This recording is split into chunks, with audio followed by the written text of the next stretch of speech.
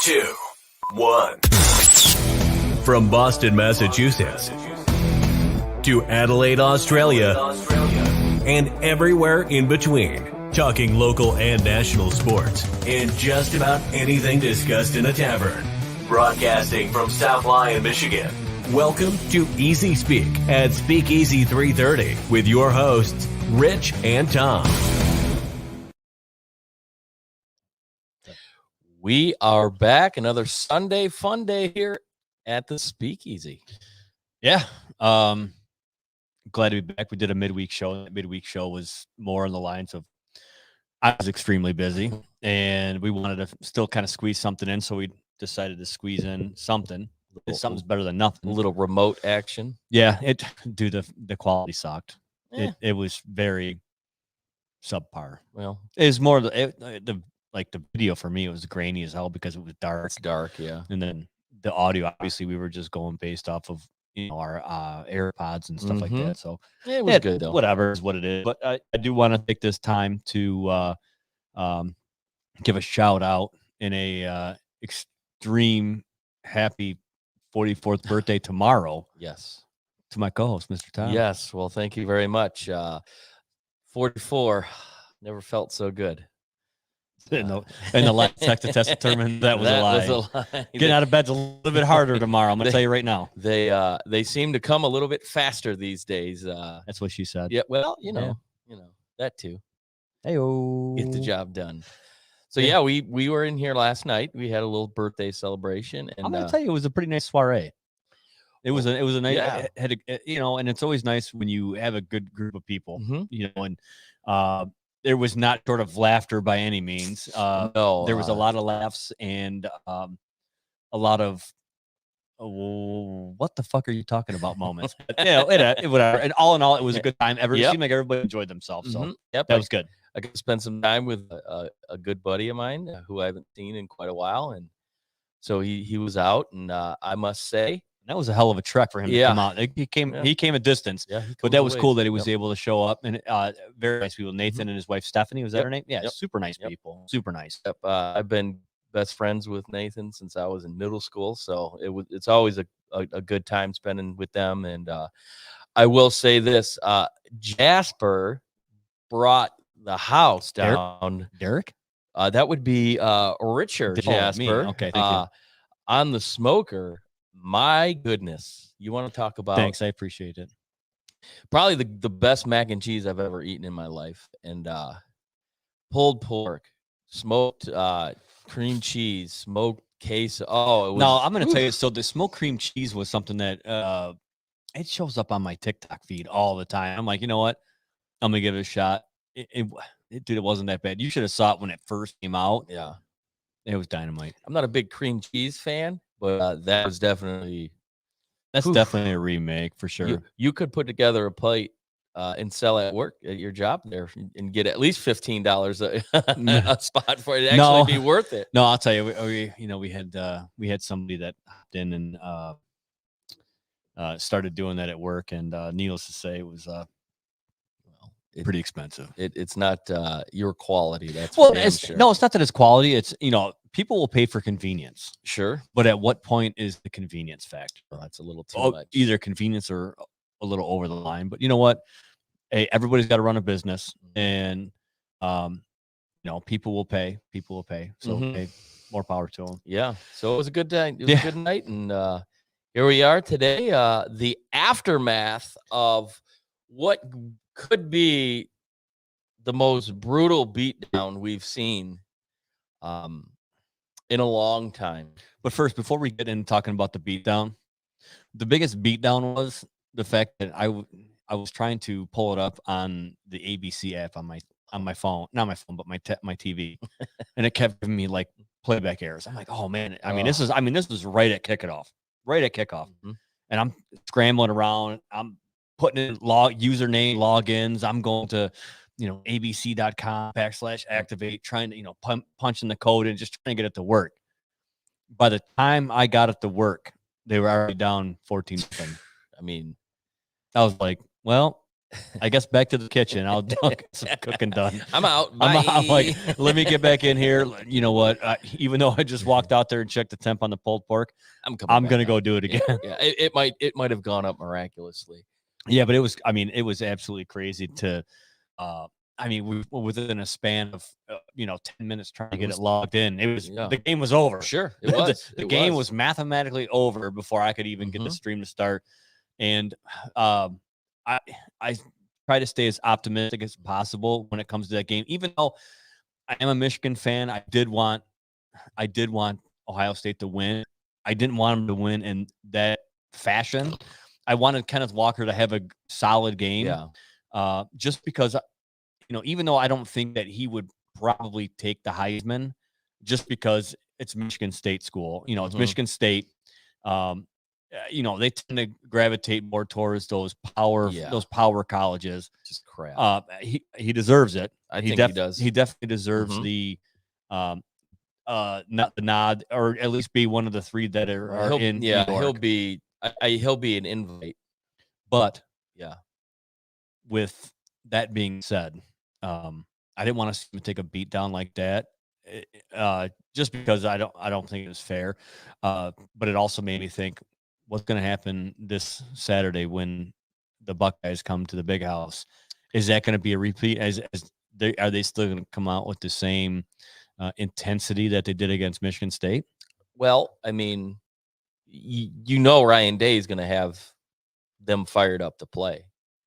And I think I tweeted yesterday during that game, I said, I think Ryan Day forgot he's playing Michigan State, not Michigan, where he said he wanted to put up 100 last week. Yeah, well, last year he said, I'm going to bring 100 on you. Then they canceled the game for COVID. Anytime you score a touchdown in your first 7 possessions, which happened to be in the first half, and you go into the halftime up 49-0. I mean, didn't he have like 300 and some odd ball, 363 yards passing in the first half? Yeah, it was almost 400 in the first half, 6 touchdowns. So how do you think that goes? So do you think that catapults him up into the talk? Well, last night I was watching ESPN, and he's the Vegas favorite, minus 200, CJ Stroud to win the Heisman right now. Really? After yesterday, Stroud, right?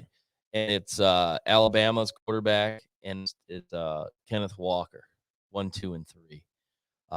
He did have an injury that really derailed him. Only 6 carries, 25 yards. But even on those 6 carries, he didn't look like himself. He had 2 runs that were, you could say looked really well. But to strip him of the chance because he was hurt, I don't think it's fair. I think it's going to happen because he plays at Michigan State. But I mean, like I said, the Wednesday or last Wednesday show, he's been the most consistent, with the exception of this week where he couldn't get on the field with his injury. He's been the most consistent player in the country. But Stroud, he's got, I think, 36, 37 touchdowns now, and his accuracy and efficiency is through the roof. But I mean, it's the same old.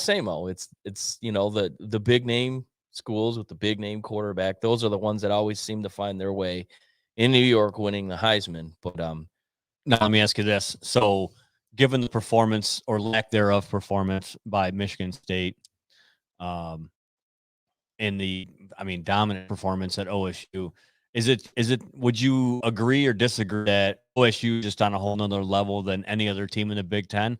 Or do you think maybe it was just an off day for Michigan State? My personal opinion, they are like the Alabama of the North when it comes to recruiting. Yeah.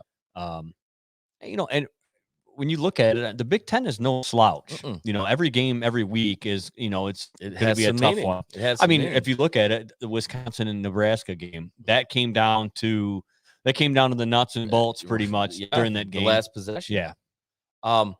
Ohio State, far and beyond the most dominant school in the Big Ten. And it has been that way for a long time. Yesterday's game, was that an anomaly? I don't know, because Penn State gave them a run for their money the week prior. So, hey, hold on real quick. Somebody's getting their hands into the pulled pork and running in the house. I just got to say that. But yeah, no, I mean, it isn't it's just crazy. I mean, Michigan State looked really good. Obviously, second half against Michigan, they've had their moments where they've been dominant. They're far and beyond better than Michigan State, Ohio State is.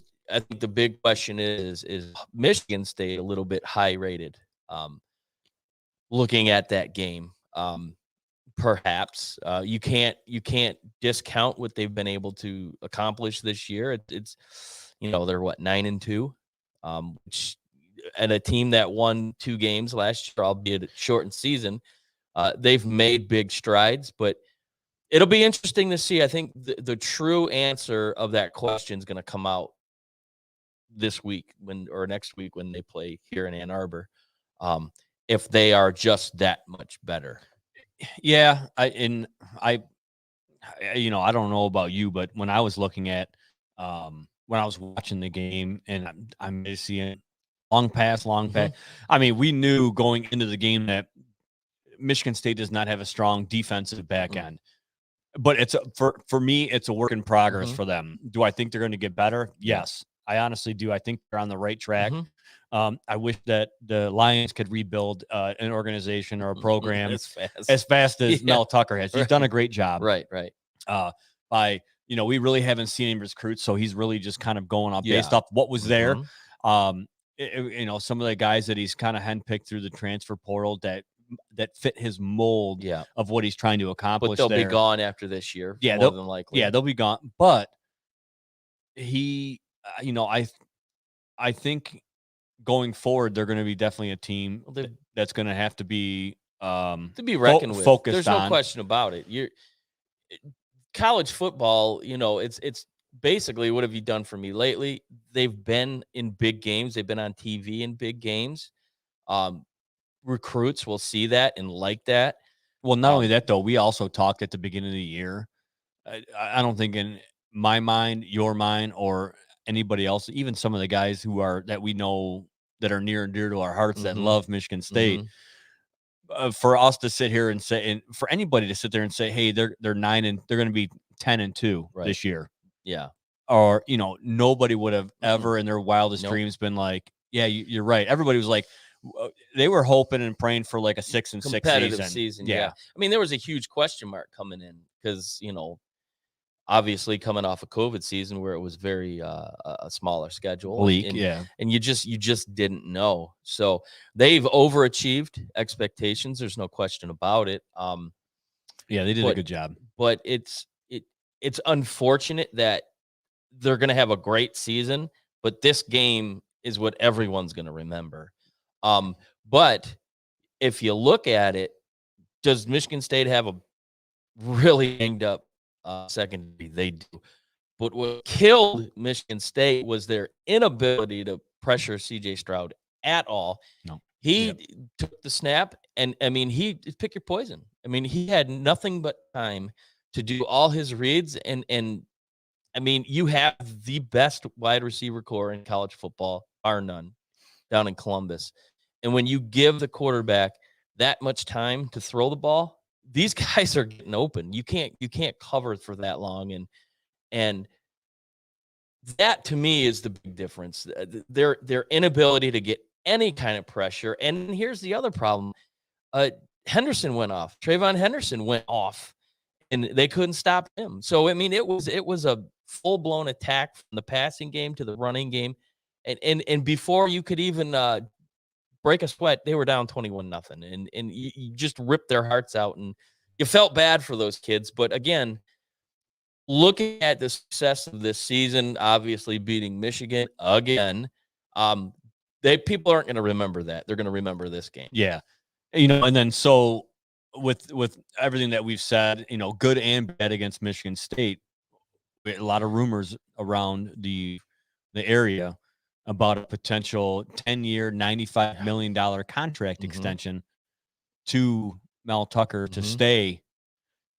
There's a lot of difference of opinions. I mean, my opinion is second year into a program, and albeit it was a successful year for Mm-hmm. them.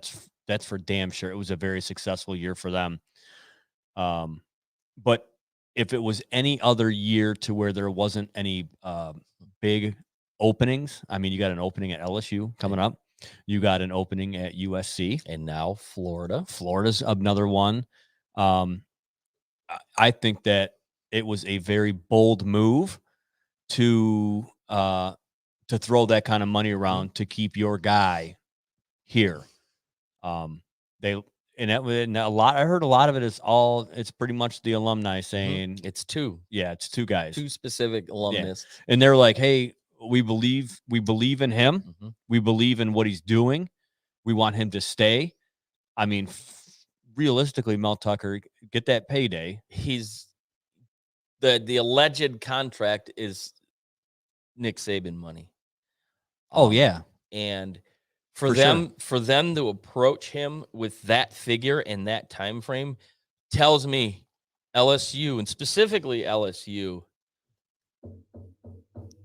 had already reached out to Team Tuck about possibly doing what he did in Colorado, jumping ship. Yeah, I wouldn't. USC's got big money too. USC's got big money. Who's more ready to win? And I think LSU's probably fits that mold, playing in the SEC.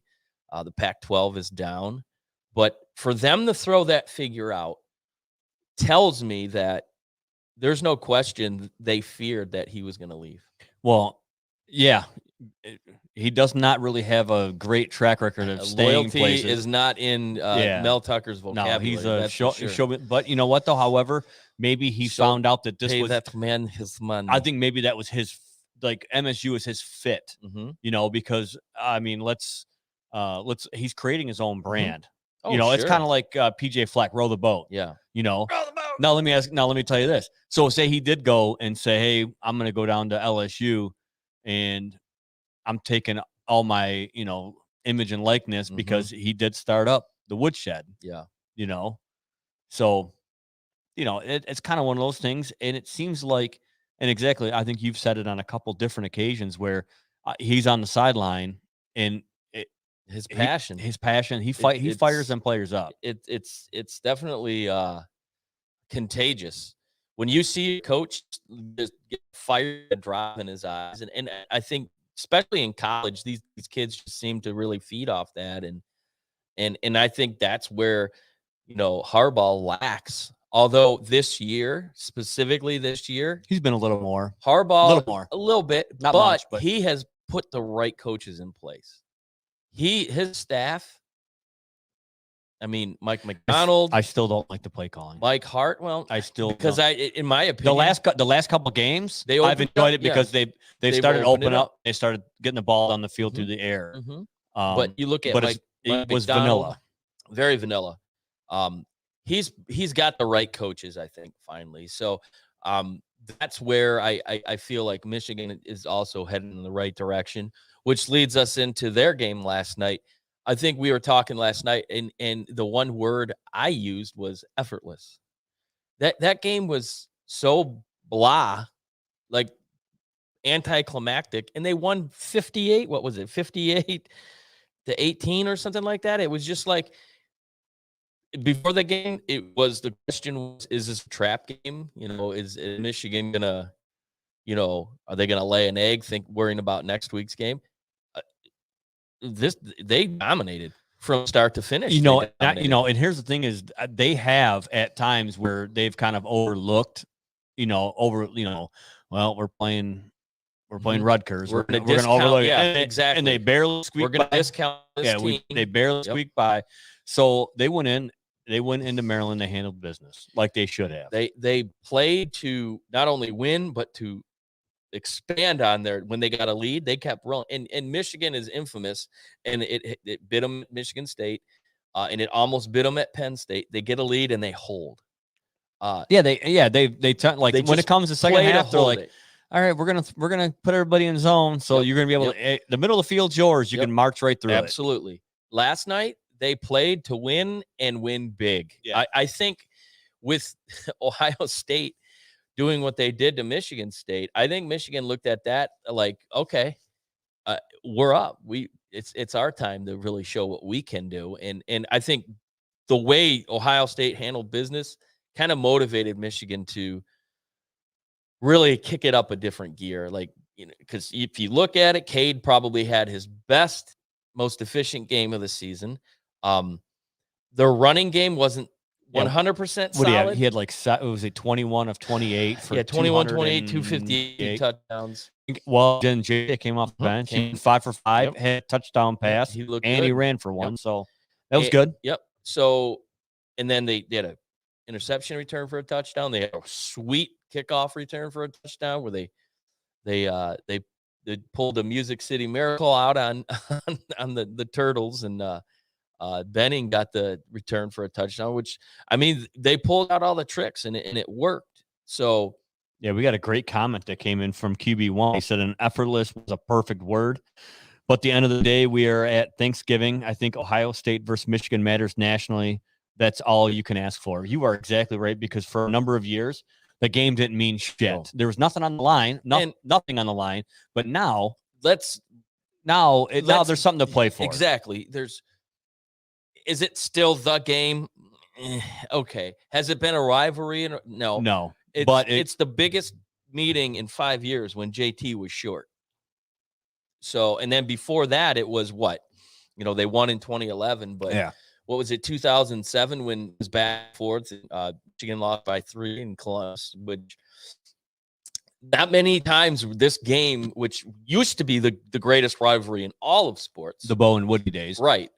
So I can only think of 3 occasions where this game really matters. And you have, number 2 now, Ohio State, and number 6, which is absolutely an atrocity. Yeah, Michigan. We're talking about that. Okay, I can see Cincinnati being 4. I'll give Cincinnati. I can see that. I can see Cincinnati being 4.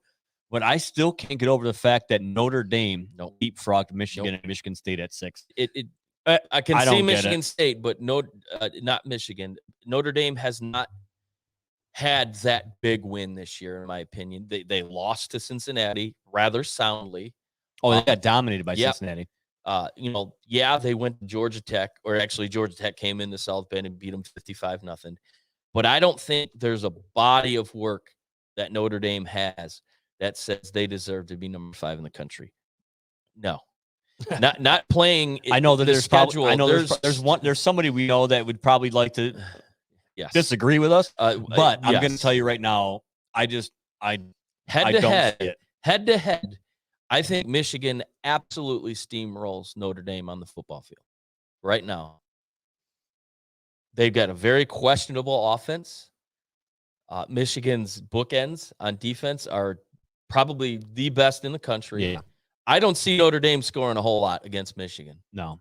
So for the AP, and let's back off a second. It's the AP, which means absolutely nothing. The true meaning is what will come out on Tuesday, and I guarantee you, mark my word, tonight, Michigan will be ahead of Notre Dame in the CFP, and the big question is, will the CFP put Michigan ahead of Cincinnati?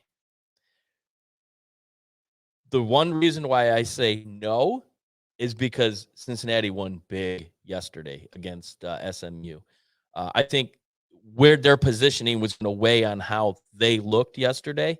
They looked really good compared to the last 2 weeks where they not so much. They look like garbage the last. So they handled SMU. I think a lot of the pundits were thinking that SMU was going to go in upset, but they had Desmond Ridder was senior day, and he had a big performance. Yeah. And so I think come Tuesday, it's going to be Georgia, who I'm sorry, QB1, but these SEC teams that schedule absolute bullshit cupcake games in the middle of the season, who they play, Charleston Southern. I mean, it's a 51.5-point spread.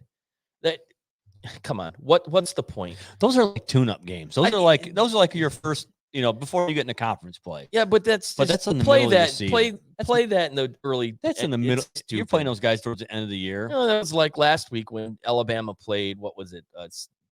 I forget who and they were favored by 52. Well, not only that though. Look at Florida. Florida played Stanford, not Stanford. Yeah, Stanford. Yep. And dude, Stanford got to them. Barely won that game. Right. So it's kind of mind boggling to me that they schedule these games when they do. But Georgia, let's face it, they're one of the greatest defenses we've ever seen in college football. Ohio State, hands down, will bypass Alabama, who is going to be at number 3, and then Cincinnati. Michigan will be 5. Then you'll go, probably Notre Dame, and then it's the mixture between Oklahoma State, Oklahoma, and I mean it's just kind of a it's a mix. Oh, we got a comment from QB. When is it? Week 11, the SEC is like taking your sister to prom. Yeah. Well, that probably happens in Alabama. Definitely in Arkansas for sure. Oh, we lost the camera there. Oh, that's back. Oh, hey, yeah, it's back. So, boring with no action. You are 100% correct. I mean, how do you these games? I'm telling you right now, these games in November need to be impactful games. Obviously, you're going to run into some, depending on how the seasons go. Everybody thought Northwestern was going to be great this year. Minnesota was supposed to be great this year, but they struggled with injuries. Ibrahim they struggled with injuries. Their season was over after at the beginning of the year. Everybody was like, "Holy shit, Wisconsin is not doing very well." They've really stepped it up towards the end. Yeah, do you think Scott Frost gets fired? I don't. You think? I think he'll get another year. He's got the Harbaugh syndrome. He's got carte blanche in Lincoln. And kind of like Harbaugh. Let's face it, he got hosed at the end of that game. That was I know our buddy Jason Green, who is an official. He disagreed, but in my opinion, it was an egregious pass interference that would have gave Nebraska the ball at the 2 with 15 seconds left, and they would have won. They would have tied the game. But I think he's done just enough to get another year. I mean, he's played teams tough. They played Michigan tough. Hard, yeah, for sure. And even Ohio State for the first half, they were in that game. Yeah. So I don't think he'll be going. He'll get fired, but I think the leash is very short. And but I was listening to a show recently, and they talked about the Nebraska's fall from prominence, and it was basically when they chose to come to the Big Ten for the Greens, join the Big Ten, be part of that TV network, make big bucks.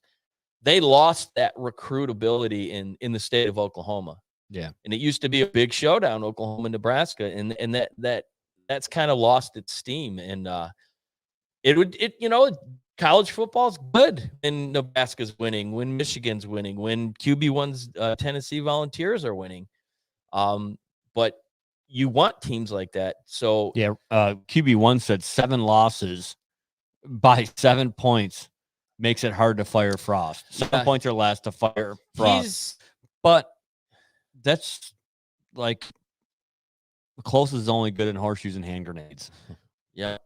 But I think his respect level with the program, with the school, he's a legend there. He's got history. That's why. So I think that he was on the 97 national co-national championship team, right? Bullshit. Yeah. The co-national championship. Co-national, because let's face it, that Michigan team that was a stack team. One of the Rod Woodson or Charles Woodson. Charles Woodson, one of the greatest defensive backs, greatest college football, top 5 maybe ever played a game.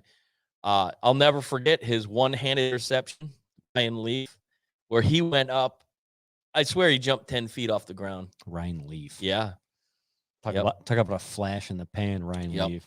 That was a hell of a team. But all right, so going for next week. So let's move forward. So for next week, we got Michigan, Ohio State, Big House, 12:30 kickoff, as it always is. And for good reason, because I tell you right now, if it was a 3:30 or if it was a 7 o'clock kickoff, a lot of people would be stumbling. Ann Arbor would burn to the ground. I'll tell you right now, Ann Arbor would burn right.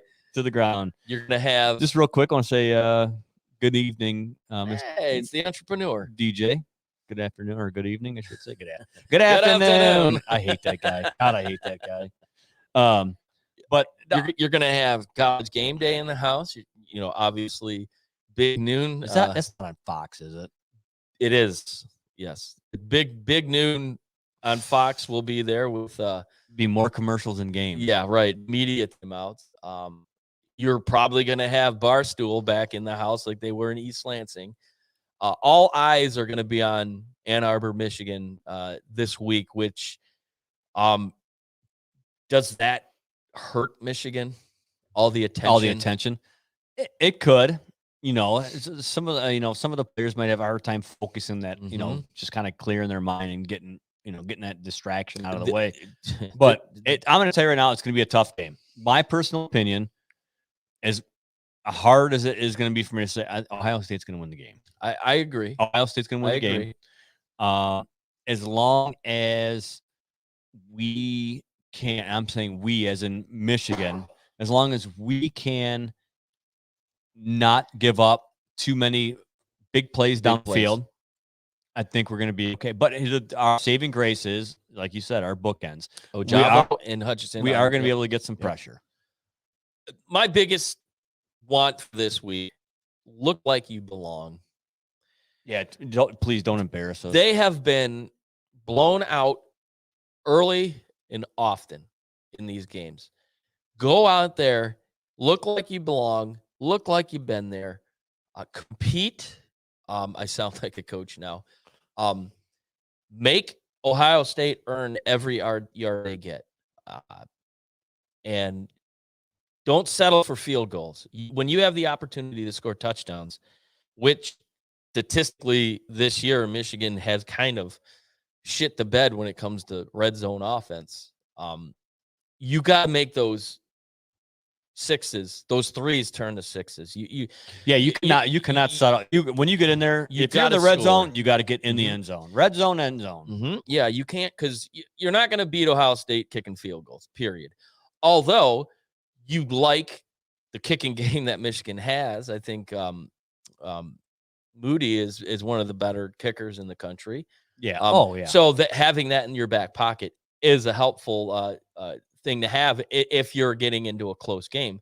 But they have to play their brand of football. They have to go out there and don't be intimidated by the big bad Buckeyes. Go out, play your game, dominate, and don't force your secondary to have to win games. If you can make Stroud uncomfortable back there, you're gonna be successful a lot of times. Yeah, you got to get back in there. You got to pressure him. I think once you get him under pressure, you're going to be able to contain what he does. You're looking at maybe an X factor for Michigan is John Ross, your linebacker play, because a lot of times with Ohio State, their safety valves will dump off to a tight end or their running back coming out of the backfield. The middle of the field. If this game's going to be won in the middle of the field. You got somebody that agrees with you. So we got a comment that says the O-line needs to have the game of their lives, need McNamara to control the clock. That is absolutely true. Yeah. You got to have I'd rather see the offense be on the field than the defense being on the field. Yep. And then you got to spot on Tom. Yep. Nice. Well, spot on. Derek it's I think he's trying. I think he's kissing up. Well, I think he's kissing up to you. Well, maybe he can give me some pointers on the old bowling alley one of these days. I'm needing some help. Not looking so good. Dude, come on now. But yeah, I agree. Whenever Stroud is on the sidelines, you're doing something right. And I just look like you belong. And for the sake of Jim Harbaugh, don't be an idiot. Make the right plays and don't overcoach. Rely on your assistants that you have, and use Eric All. Yeah. He had one catch this past week. But you know what though? You see how far down they were going the field, so they didn't need him. They didn't need him yesterday, but they will need him. You're going to need him Saturday. He's going to be your outlet guy. You're getting sure. You're going to have Blake Corum back, hopefully. Yeah. So that only bolsters up that backfield with Haskins and Donovan Edwards. 10 catches, 170 yards yesterday. That's giving him some confidence. Going into this game, how much will he play? It's hard to say, but he's got some momentum, and it was nice to see a kid who, he's local, West Bloomfield. It was good to see him really make a difference in that game. For sure. Yeah, he definitely was a threat. Yeah. He was a threat. But again, that was against Maryland. Yeah. But you're going to need. You got to throw everybody out there. All decks on hand. All decks on hand? Or, yeah. All hands on decks? All hands on decks. Just saying all hands You're on going to need everybody up ready. And, coming off a win like that, kids are going to be fired. This week, Harbaugh has to emphasize the meaning of this game. And I don't think he's been able to get that message across to the players. What it means to play the Buckeyes. What the last Saturday of every November means. Ryan Day and Sweater Tressel before him, they understood the assignment. That game is the only game that matters. This game coming up Saturday is the only thing that matters. They win, they go to Indy. They win in Indy, they go to the college football playoffs, which they haven't done under Harbaugh. They haven't done since 97 was the last time they won a Big Ten championship? No, it was before. Or 2002. I think it's 2004. If this is such a storied program, that's unacceptable. This game has to Monday. All they got to pound it down their throats. What it means Tuesday, Wednesday, Thursday, just absolutely pound it down there. The importance of this game, and if he can get that message across, it's going to be. I think the fact that it's only 7.5 right now. I think that's telling. Sorry. I think that's telling that this game might be close. I think Vegas sees this as within a touchdown game. Yeah. One possession. Who got the ball at the end of toward the end of the fourth quarter? That's going to be who wins this game. All right. RiverCity-Media chimes in and says Michigan chance to change national perception. Early line, yep. Ohio State is 7.5. Worst thing for Harbaugh future is to lay an egg. This needs to be war. Yep. Harbaugh's message must be the history of the rivalry. Yep, absolutely. Exactly. It pretty much exactly to your sentiment. Mm-hmm. Thanks to the guys at River City for chiming in on this. Absolutely. And those guys, if you ever get a chance, look them up, iLogic Media, or you can check them out on the River City Media. Yeah.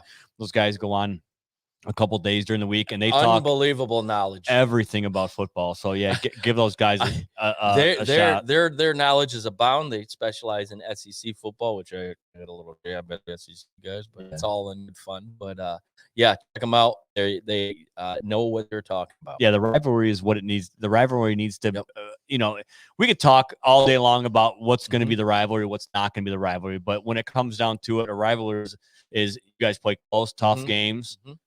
Win or lose. Yep. Win or if it's a 7.5, do I think Ohio State's going to cover 7.5? Yes, I do.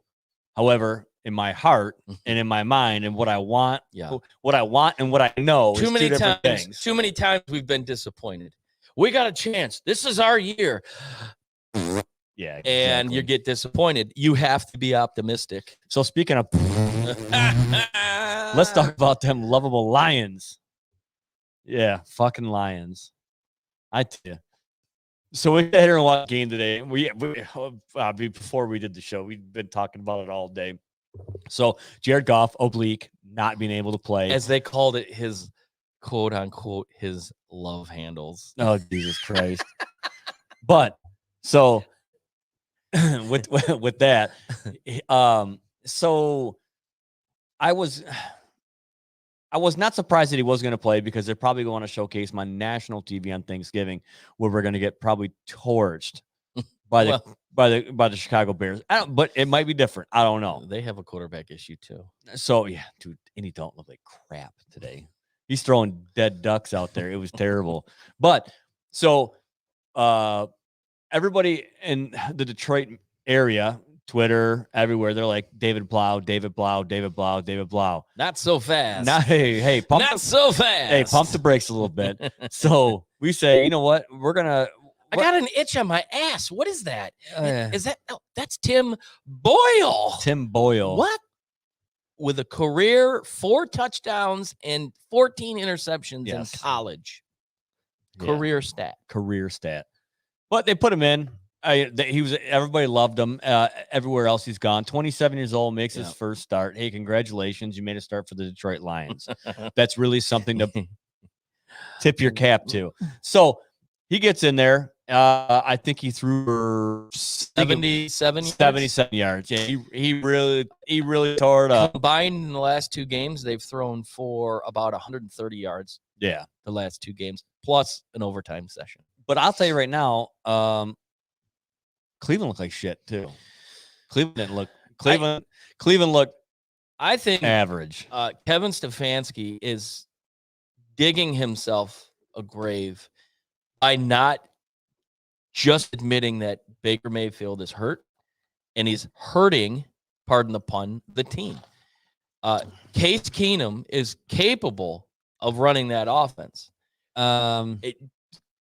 Baker Mayfield had now. Let me preface this by saying I got a Baker Mayfield jersey that hangs here in the Speakeasy. I'm a big fan. I love what he brings to the city of Cleveland. I love his passion. You love his commercials. His commercials are funny. Especially the Halloween one when he's pumping cheese into the kids. Great commercial. But anyway, he's not the guy right now. No. He is hurting that team. And like we talked about it here at the bar watching it. Yeah, it's a non-throwing arm, but when you can't lift your arm like that just to kind of like balance yourself and really like guide that ball, it plays havoc, wreaks havoc on a quarterback, and his throws are way off. There was a play in the fourth quarter where he airmailed a couple for interceptions. There was a play where Detroit called a nice safety blitz with a great play, but the reality was, he had plenty of time to get that ball off, and he did. In Jabo, he missed him by 5 yards. And it's just like, if not for Nick Chubb or that running game, where's Cleveland right now? I mean, they're 6-5. The AFC North has turned into kind of the NFC North lately. I'm waiting for Big Terry to chime in on you talking shit about his team. And I'm not really talking shit. I'm speaking the truth, and I think you would agree with me. Speaking of the devil. Yeah. Speaking of the devil. Baker belonged on the bench. He sucked today. Shoulder and knees. Where was DPJ? DPJ was hurt. He was out. He's got an ankle issue or groin. Sorry, he was out with a groin. But, hey, and like I said, I'm a fan. I think Baker Mayfield has brought Cleveland back to, prominence. But the reality is, and I'm not going to sit here and say because I'm a fan, he should be playing. Absolutely not. He's killing that team. And the fans will tell you, I mean, they booed the crap out of him out there. And there's no reason why if Case Keenum's in that game, it's probably 27-30-10. Because Baker was missing throws all game, and he's not healthy. All right, so DeAndre Swift had a great game. Another 100. Yeah. What do you have? Like he had 8 carries at 1.8 for over 100. Right. Clean up on aisle 46 from Swingle. Clean up on aisle 46. But the thing is with the thing that really drives me nuts about today's game. Hey, hats off. You guys won the game. You beat the Lions. Hey, yeah. Congratulations. Right. Well, it was like the Steelers. Congratulations. Last week. You tied the Lions. You know what? I'm going to tell you right now, at the beginning of that game, those 2 announcers, whoever the hell they were, one was it LeVar Arrington? It's LeVar Arrington and what the hell? He made the reference, and I can't stand this. Oh, like last week against the Steelers, it was like kissing your sister. Yeah. Okay, that's about enough.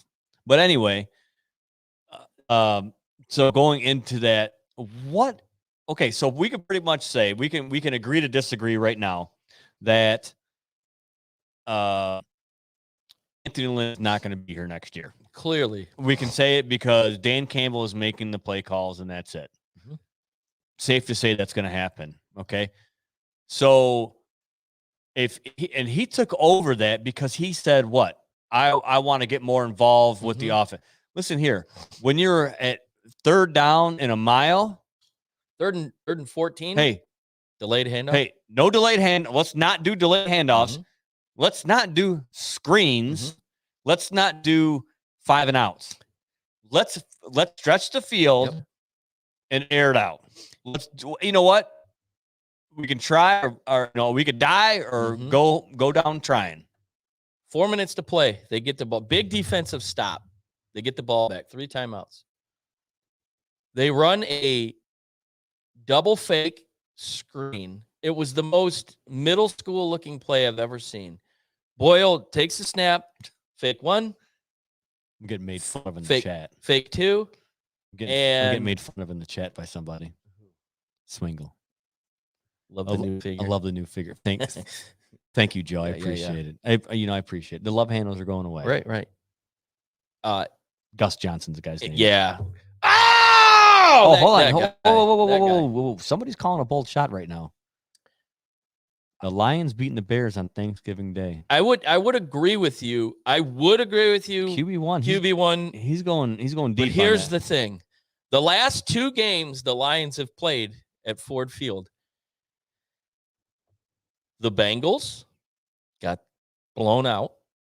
Bengals aren't bad though. And the Eagles got blown out. And they went in. They went in. I mean, shit. They came into that Eagles game at a lot of momentum. Although they lost to the Rams, they played at probably their best game of the season. And this game was over before the first quarter. It's because they blew their wad against the Rams. Is what it was. They did.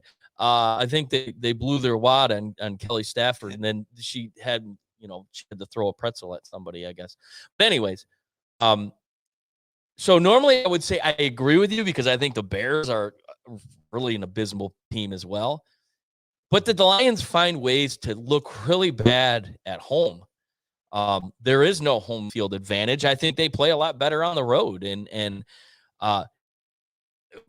yeah, I would love to see the Lions pull it out, but it'll be interesting. I mean, they have no defense. They have no offense. But the last 2 weeks, they've played in inclement weather for the most part. So, I mean, it'll be an even playing field. George chimes in and says, Lions suck. We know that. Okay, next segment. Yeah. I'll remember that when we start talking about football cards that I don't know what it's about. I will remember all that when we start talking about that, or when you start talking about Swingle smoked meat in your mouth. Oh. So therefore we'll pause on that. Right. So let's move on from this subject because obviously, well, I'm not going to lie to you. I got about 10 minutes, and then I got an auction I got to get on. I got to get a couple more autographed pictures for the Speakeasy. So we got to get on that auction. Swingle, you're on notice. Don't bet against Jasper. Well, no, he will. Knowing him, he'll drive the price up, and I'll be like, dude, I'm not going to spend 50 cents on an Andre Rison 8x10. Andre Rison autographed jockstrap. No, I'll give you a quarter, but not 50 cents. So around the league, the Titans lost, or the Titans to the Titans. The Titans look pretty good. Lost. Indy absolutely mollywops. Mollywops. 5 touchdowns for Taylor. Yeah. Jonathan Taylor is quietly becoming one of the top players in the NFL. Aaron Rodgers is still struggling with COVID because they lost to the Vikings. But however, they were up. That horse pace must be stuck in his ass. Yeah. They took the lead with 2 minutes. About 2 and change, and then Minnesota gave Green Bay a taste of their own medicine. You don't give him that much time. Well, Mason Crosby also missed a couple field goals, didn't he? Crosby's been god awful the last 3 weeks. Is he hurt? He missed like a 30-yard field goal. But yeah, I mean, the shocking thing to me is Buffalo. You have to be concerned because in the last month they've had 2 really bad losses, and in 2 their last couple wins really haven't been all that to write home about. No. And who just took over the lead in the AFC East? the New England Patriots. Yeah, Mac Jones is playing good. He's Mac playing Jones real good. And their defense, they've only given up, 7 points in the last 2 weeks? Yeah. Albeit they played. But I don't, you know what? I don't think it's very sustainable for them. They're having a good streak right now, but it's not going to be sustainable. Next year is probably going to be a whole different story. Right. But a year under the belt, Mac Jones, I think he's really adapted to the Belichick offense. He was bred to play in that, that Josh McDaniel offense. You figure Belichick and Nick Saban are good buddies, and I think Belichick knew who he wanted, and I think that was one of the big reasons why he was so, okay, Brady, you want to leave? Bye-bye. I think I got my replacement just waiting. And so all right, QB1 came in, so the Titans lost to the Jets and the Texans. It's hard to believe that it's an elite team. Yeah. They're struggling. Yeah. And Derrick Henry's out. Derrick too. Henry's out, and he will be out for the year.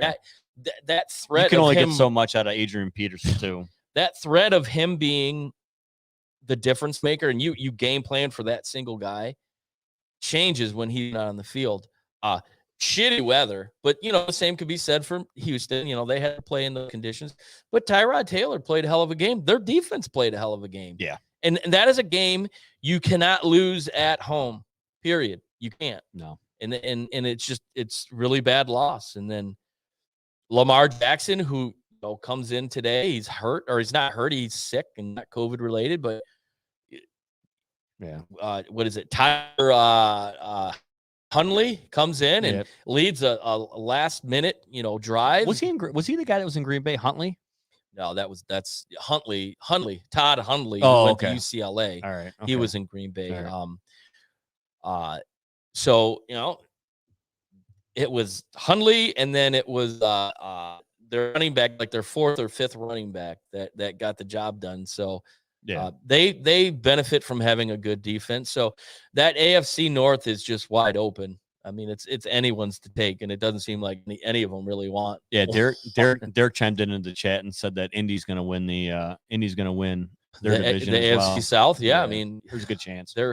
Say what you want. Everyone was bagging on Carson Wentz, but when he's healthy, he's a really good quarterback. And when you have Tannehill had 4 interceptions today. 4 interceptions. When you have Jonathan Taylor back there, he's a threat. And you have Michael Pittman Jr. and you have T.Y. Hilton. They have a really good offense. And Indy's defense is strong. I mean, Darius Leonard, to me, is probably one of the top 5 linebackers in the NFL. They're built to go on a run, and they've played well. For sure, we've played well. You know what I got for you? What? Yeah, we got our what? You want me to go first? Yeah, you go ahead. You go first. So, Dateline, Moore, Oklahoma, a state I recently visited. Wouldn't recommend. Is that where you got the Covis? No, I got the Covis at the machine shop in Flint. I recommend that. Not COVID machine shop. But anyways, Moore, Oklahoma, woman and her daughter going grocery shopping. Okay, I like where this is going. Daughter says, "Oh, hey, I need a snack for after school. When I'm doing my homework, playing on TikTok, I need a snack." Now, let me ask you a question. So, growing up as a kid, did you come home and have snacks right away? I did. That means your parents didn't pack you enough lunch. Well, sorry, Terry. Youngest of 5, 1 income. That probably was the case. But anyways, so mom says, "All right, not a problem. What do you want?" "Oh, I want some pizza rolls." "Okay. Hey, let's go pick that up." Daughter picks them up, hands them to mom. Mom notices, that's odd. New pizza rolls felt like that. They were like really squishy. Like, what's going on here? What? Somebody took a shit in a bag of pizza rolls, sealed it back up, put it back on the shelf. And this poor lady and her daughter. Human shit or dog shit? Human. Okay. It's human. That sucks. Yep. She picked up a bag of. I bet yours tasted shitty.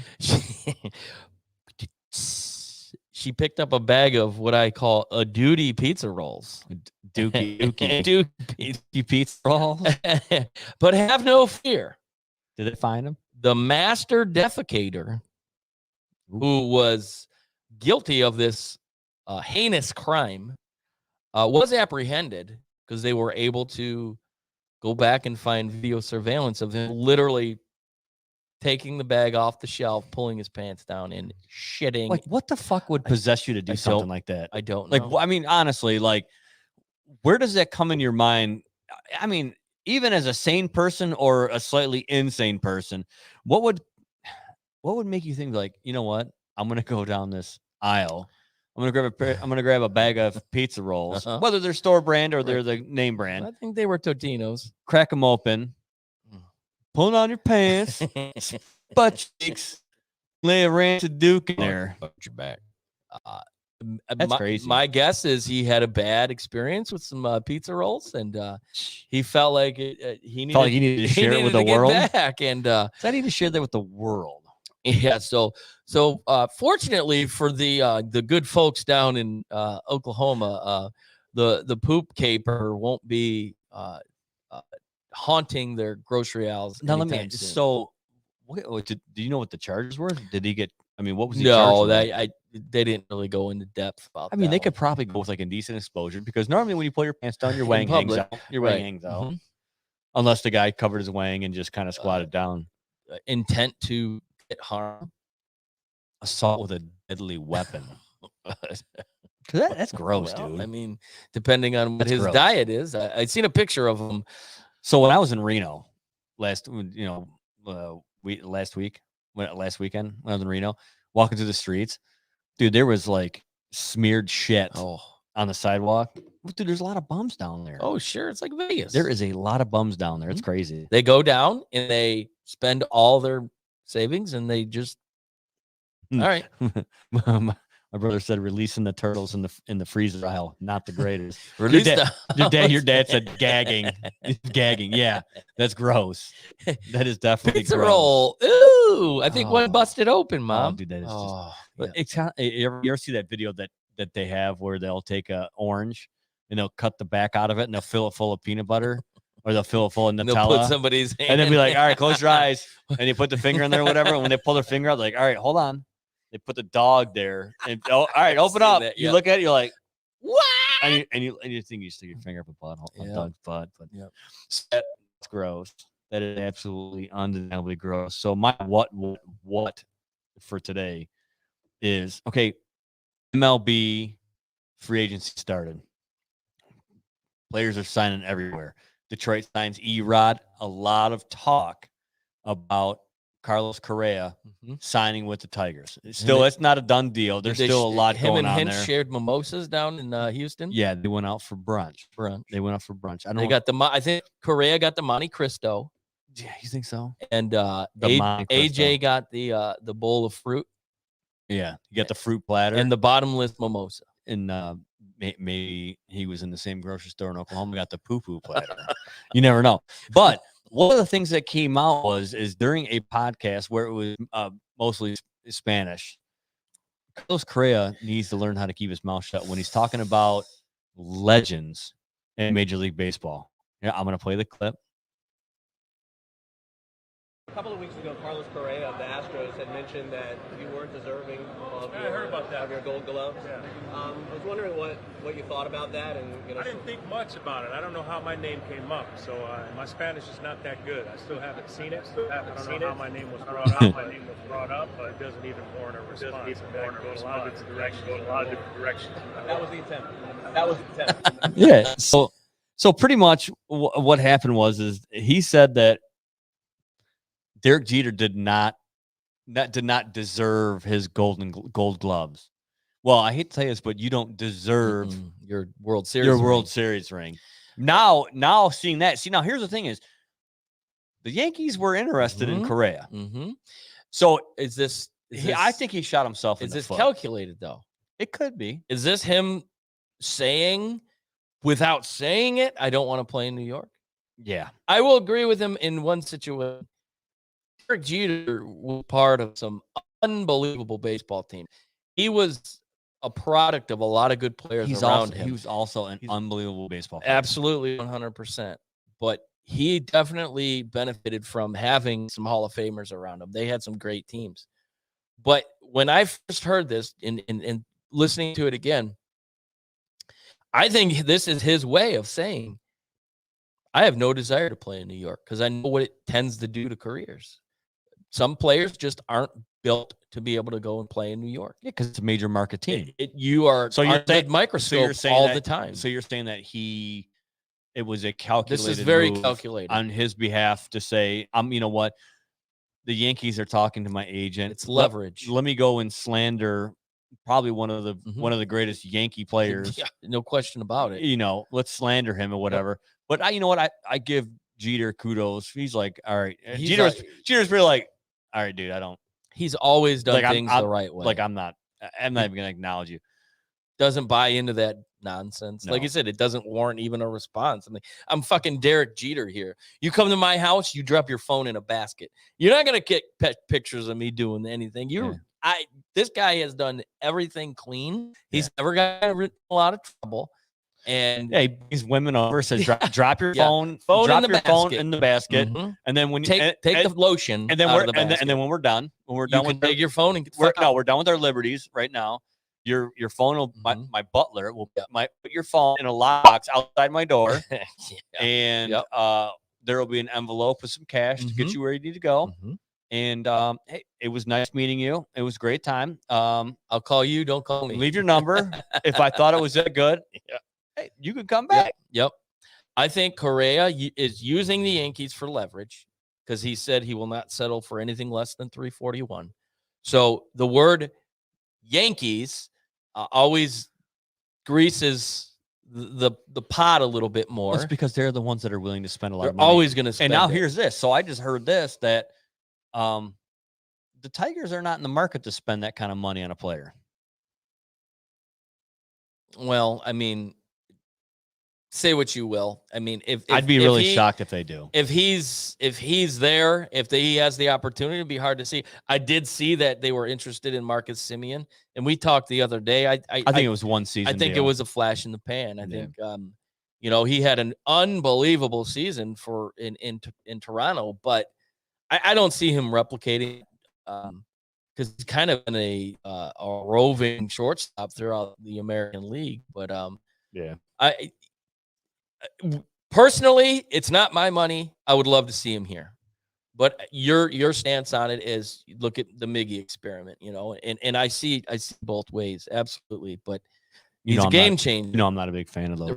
Right. But the bottom line is they need somebody in the middle of that offense that is a game changer and can play defense. Cool. So, well, hey, on that note, let's hit it. Great show. Yeah, we'll do it again. Hopefully here in the next few days. Yeah, we'll try next few days and give it a shot. Get ready for the big game. I'm sure there'll be some more lines and some more storylines coming out. And on that note, we'll see you guys later. See ya. Thank you for listening to another episode of Easy Speak at Speakeasy 330. You can catch us every week at ilogicmedia.com, Apple, and Spotify. Be sure to check us out on Twitter and Instagram at Easy Speak Cast for the latest and up-to-date news. Cheers.